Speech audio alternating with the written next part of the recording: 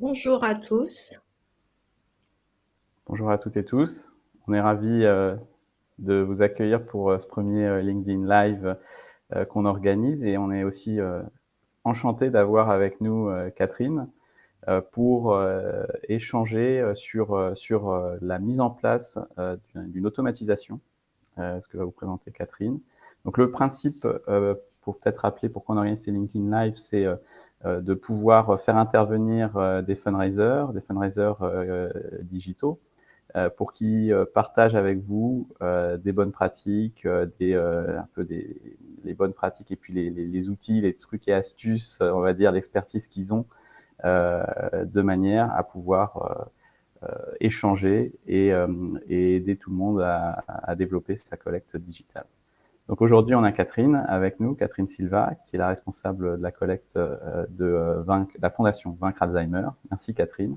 Je te laisse peut-être te C'est à présenter. toi. Bah oui, bonjour à tous, enchantée. Donc moi je suis Catherine Silva, je travaille à la Fondation Vaincre Alzheimer depuis 7 ans. Bah, mon travail c'est essentiellement de développer la collecte de fonds sur le digital. Et donc, au fur et à mesure des années, forcément, et au fur et à mesure, il y a des problèmes qui se posent. Et d'où l'intérêt aussi de ce webinaire aujourd'hui, c'est que initialement, notre demande, elle était assez simple. Donc, on a commencé à développer la collecte de fonds, je dirais, il y a 6 ans sur le web.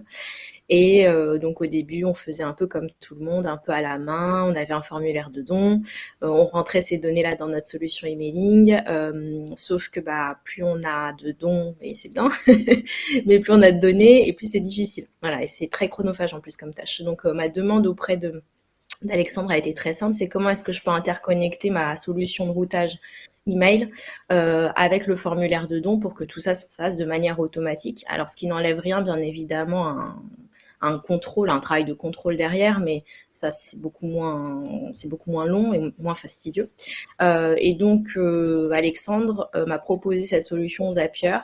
Alors pour une raison notamment principale, c'est qu'il m'a expliqué très sincèrement qu'effectivement, il pouvait faire un développement en dur, donc pour que l'automatisation se fasse. Sauf que dès que j'avais un champ qui bougeait dans ma solution de routage, et donc ce qui arrive souvent forcément, parce qu'on crée souvent des nouveaux champs, il faudrait un nouveau développement. Donc ça veut dire forcément des coûts supplémentaires à chaque fois. Et donc c'était assez compliqué. Et en plus, ça veut dire aussi un manque d'autonomie totale sur ce type de choses. Et donc d'où la solution Zapier, qui est en fait finalement assez simple. Donc bien évidemment, elle a été configurée par Alexandre, donc c'est pour ça aussi que c'était assez simple. Mais bon, ensuite il nous a appris à l'utiliser et aujourd'hui, dès qu'on crée un nouveau champ, dès qu'on a une nouvelle donnée à rentrer, c'est beaucoup plus simple pour nous de le mettre en place via l'outil. Merci. Alors, je vais vous faire peut-être une petite introduction sur Zapier, justement, avant qu'on passe à un partage d'écran avec Catherine qui va montrer exactement comment ça fonctionne. Donc, Zapier, c'est un outil qui, en fait, est un outil de workflow, c'est-à-dire un outil qui permet de connecter des applications ensemble. Donc, c'est le petit plus qui est ici, c'est c'est vraiment une brique intermédiaire entre plusieurs solutions. Le gros avantage de Zapier, c'est que énormément d'outils sont connectés à Zapier. C'est-à-dire qu'énormément de structures ont développé des connecteurs pour Zapier, ce qui permet cet interfaçage. On a fait ce travail-là au niveau de GiveExpert, le module de collecte utilisé par Vaincre Alzheimer qu'on développe, et ça permet de connecter comme cela GiveExpert avec d'autres outils.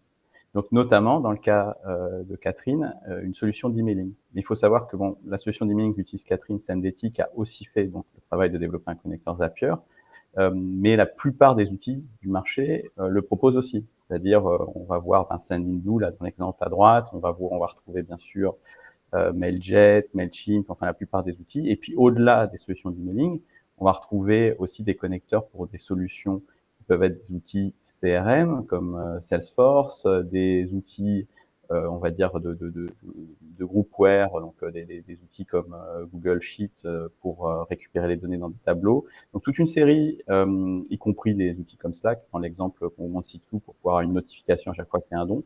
Donc toute une série d'automatisation qu'on peut mettre en place très facilement parce que c'est une interface qui, comme vous allez le voir, permet de travailler avec des API sans avoir besoin de coder. Donc l'avantage, c'est vraiment ça, c'est cette capacité de redonner la main à des fundraisers pour recréer, faire évoluer dans le temps des automatisations, des enrichissements de bases de données, des choses de ce type-là. Donc on va vous faire une démo, et donc là je vais repasser la main à Catherine. Alors, donc en gros l'interface elle ressemble à ça. Bon, nous maintenant on a plusieurs apps. Là ils sont tous en off, donc c'est-à-dire qu'ils sont pas en live.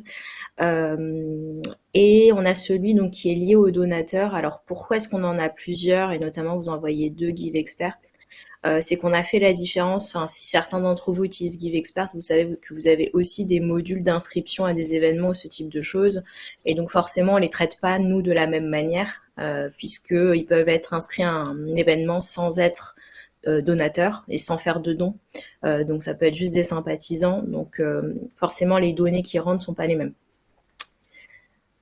Alors quand je choisis le bon zap, en fait, ça se présente de cette manière. Donc cette nouvelle règle dans GiveExpert, donc ça c'est celle que Alexandre nous a créée. Donc il suffit de choisir voilà le bon module. Donc là en l'occurrence GiveExpert, le compte associé bien évidemment si vous en avez plusieurs. Et ensuite vous avez toujours un test. Donc vous voyez c'est assez simple parce qu'il vous donne en plus un exemple. Donc vous êtes sûr de ce que vous rentrez, de ce qui est lié à Zapier. En plus, vous Mais êtes le principe, peut-être, c'est juste qu'en fait, ça utilise l'API. Le Zap, en fait, vous permet de vous connecter à l'API de GiveExpert. Et donc, bon, c'est sécurisé parce qu'il y a un login mot de passe. Et ça veut dire qu'à chaque fois qu'il va y avoir une nouvelle transaction, donc un nouveau don, une nouvelle inscription, en fait, Zapier va pouvoir récupérer l'information. tout à fait. Donc bon, alors là, bien évidemment, comme ça a été créé, on a déjà toutes les encoches vertes, mais c'est juste pour vous dire que bon, ça vous accompagne quand même de manière, l'interface vous accompagne de manière assez simple. Donc si c'est pas vert, c'est qu'il y a un problème. Mais finalement, c'est des petites choses qui sont pas mal. Alors ensuite, on a créé donc une action, donc c'est-à-dire que effectivement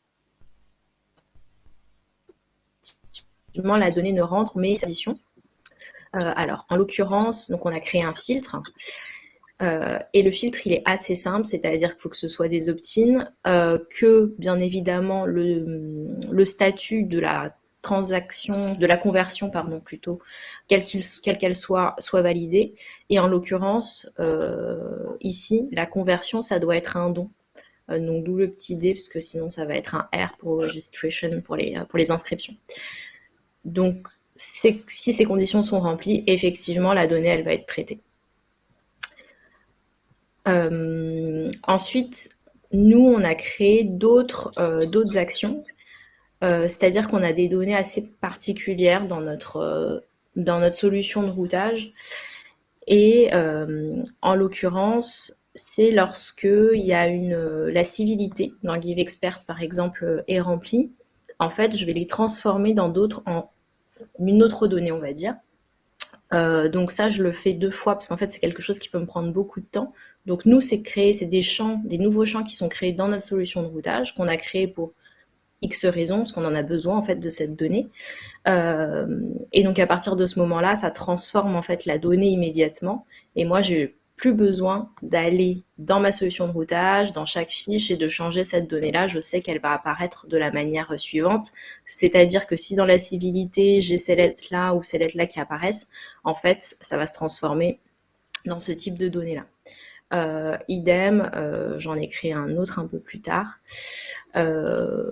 Là, en fait, on écrit en toutes lettres. Alors, je vais vous expliquer après comment, parce que vous pouvez vous dire, oui, mais comment est-ce que ça va apparaître? Parce que là, on voit juste que ça se transforme. Mais alors, où est-ce que ça se transforme? En fait, c'est un tout petit peu plus bas. Donc là, on a créé, c'est à ce moment-là que ça va créer ou mettre un jour un nouveau contact. Bien évidemment, on a choisi la bonne application. Donc nous, c'est l'ancien message business devenu Sendettic. On a choisi le bon compte. Et donc, on a installé cette action. Alors, donc juste pour vous expliquer, c'est que notre identifiant unique du contact, c'est bien évidemment pour nous l'adresse email parce que c'est une solution de routage. Donc ça nous évite effectivement, si cette adresse email elle est déjà rentrée dans la solution de routage, de créer une nouvelle fiche en fait et de créer un doublon. Donc, en l'occurrence, comme c'est l'identifiant unique de connexion, si il reconnaît cette adresse email en base, en fait, il va juste faire un update des informations au lieu de créer une nouvelle fiche. Et ensuite, en fait, il suffira juste de rentrer la bonne donnée qui provient de GiveExpert dans le bon champ. Donc, en fait, ces champs-là sont des champs qui existent moi. Donc, quand vous voyez email, etc., ou même un peu plus bas, on va dire, pour des champs voilà, que j'aurais pu créer moi dans ma solution de routage. En fait, donc ça a été pris de Sendetix, donc de Message Business, ancien Message Business, puisque j'ai déjà configuré le compte à ce niveau-là. Et donc, c'est moi qui vais rajouter justement ce que je veux qui apparaisse dans les bons champs. Donc, soit je reprends une donnée qui est exportée du fichier en fait de GiveExpert du formulaire de don, tout simplement, et je le mets à la bonne place. Soit j'ai des champs, je sais déjà que ce sera telle valeur, et donc je le rentre automatiquement, et je lui dis déjà ce qu'il doit rentrer quand cette donnée va rentrer en base, en fait, tout simplement. Et donc tout à l'heure, pour un exemple, c'est que, par exemple, j'ai effectivement une civilité particulière. Moi, j'ai créé un champ particulier pour bref, peu importe la raison. Et c'est ici, en fait, que je vais aller chercher l'action que je voulais, que j'ai créée en réalité. Donc, c'est-à-dire que quand dans GiveExpert, je vais avoir dans la civilité la M-M-E, en réalité, ça va se transformer en monsieur et madame. Voilà, donc c'est cette idée-là au fur et à mesure. Et en fait, c'est assez simple. Hein. En fait, c'est assez bien guidé. Donc, très sincèrement, c'est pas si compliqué que ça. Et puis ensuite, il suffira juste de tester l'action, d'être sûr que tout se passe bien. Et bien évidemment, de mettre le zap en live pour que ça fonctionne. Sinon, vous allez risquer d'avoir un petit souci. La seule chose, c'est ce que je disais, mais bon, ça semble évident. Ça n'empêche pas, bien évidemment, un travail de contrôle derrière de l'entrée des données, parce qu'il peut toujours y avoir un bug ou autre. Mais cela dit, c'est quand même forcément, ça va réduire le travail qui est les tâches très chronophages en fait d'entrée des données à chaque fois. Et là, vous êtes sûr en plus que ça fonctionne. Merci beaucoup. Donc, au niveau de l'outil Zapier, ce qui peut être peut-être intéressant de préciser par rapport à ce que tu disais en introduction, en fait, c'est un outil qui est disponible gratuitement, mais avec une limitation importante, à savoir 100 automatismes par jour. Donc, sans automatisme, sans tâches, ça voudrait dire 100 transactions.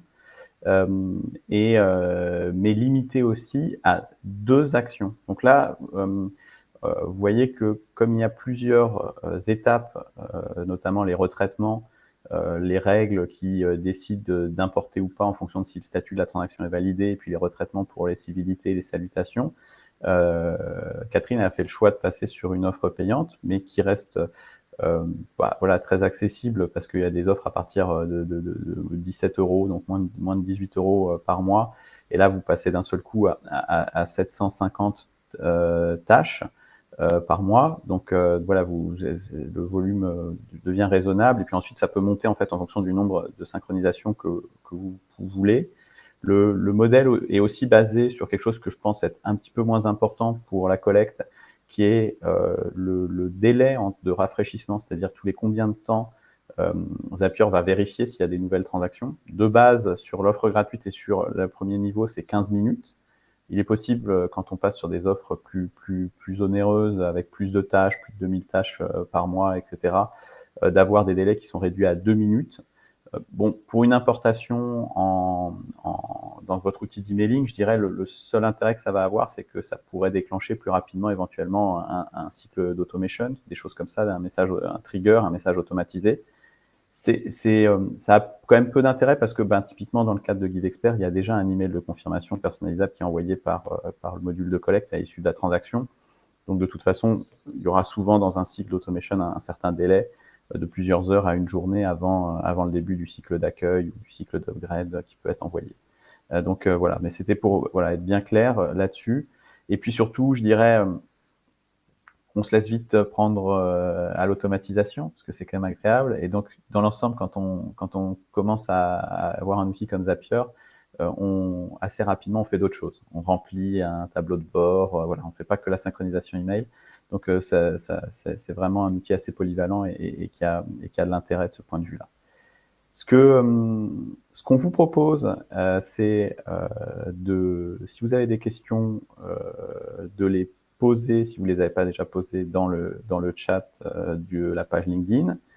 On va aussi vous demander, si vous voulez bien, là, pendant 2 minutes, en attendant de prendre les questions, de remplir un petit questionnaire par rapport à ce LinkedIn Live, parce que c'était le premier qu'on faisait.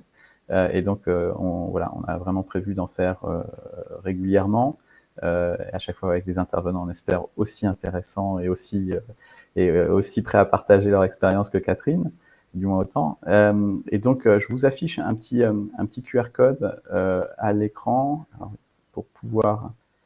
Alors, est-ce que vous le voyez, le QR code? Oui, voilà. Pour pouvoir accéder comme ça à ce petit questionnaire. On prend 2 minutes le temps de voir s'il y a des questions et de prendre connaissance des questions qui sont posées sur la page LinkedIn. Et comme ça, on se fera un plaisir d'y répondre avec Catherine.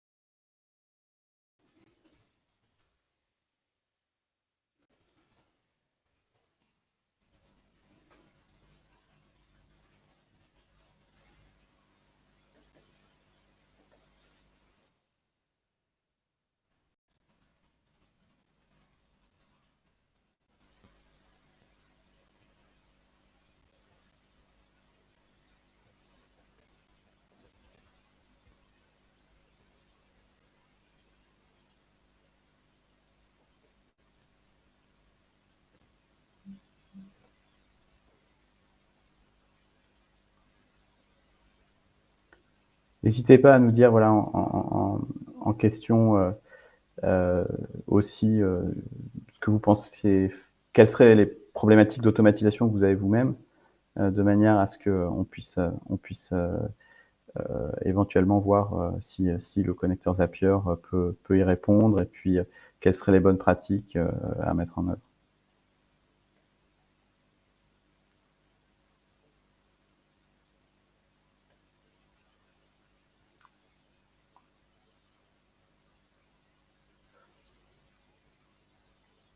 C'est gentil, il y a Émilie qui dit que ça donne envie de connecter tous les outils web. Ah oui, oui.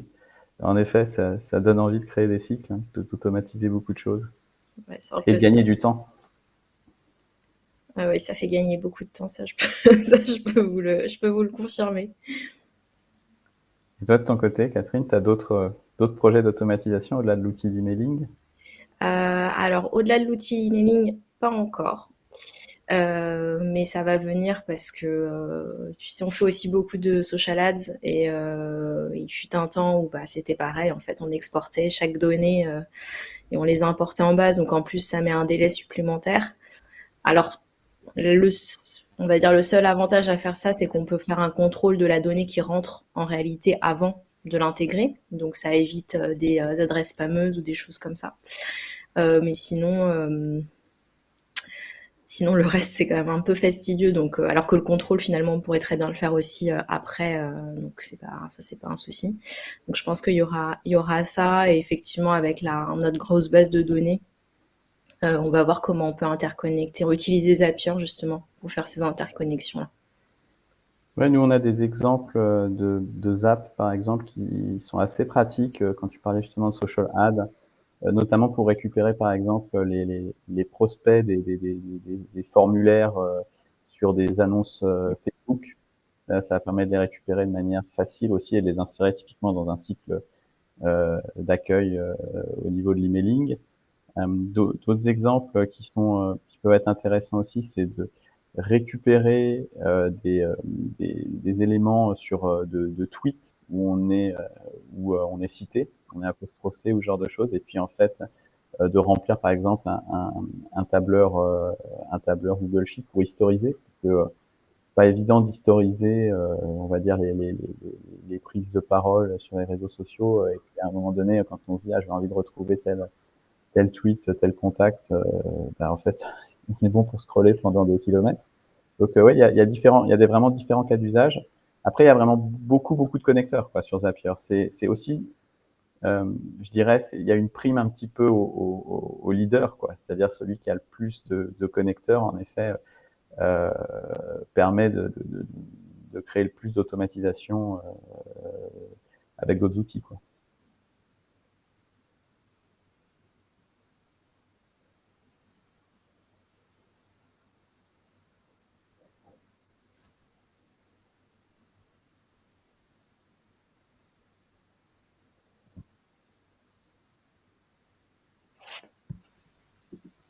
Il faut croire que tu es extrêmement clair parce qu'on a des commentaires qui remercient, mais on n'a pas de commentaires qui posent des Ok. questions. Je n'avais pas l'impression d'être si clair que ça, mais bon, c'est peut-être ça aussi le problème. Bon, en tout cas, faut pas hésiter, même si après coup il y a des questions. Oui, en tout cas, voilà, en tout cas, et tout à fait, tu as tout à fait raison. N'hésitez pas même après à poser des questions ou à rentrer en contact avec Catherine et moi via LinkedIn. On sera vraiment ravis. De notre côté, on va essayer de vous préparer sur un autre, sur un thème pareil, Collect, digital, toujours un autre LinkedIn Live pour début mars. Ben, on vous remercie beaucoup d'avoir participé. Il y aura le replay, on sera disponible, bien sûr. Et puis, on ne manquera pas de vous informer, notamment toutes les personnes qui souhaitent être informées sur le petit questionnaire. N'hésitez pas à laisser votre adresse email pour être informé aussi par email des prochains webinaires comme ça qu'on va organiser dans les prochaines semaines. Encore merci Catherine. Merci. Et puis ben, on remercie les participants. Et puis on vous dit à très bientôt alors. Merci, à bientôt. Au revoir. Au revoir.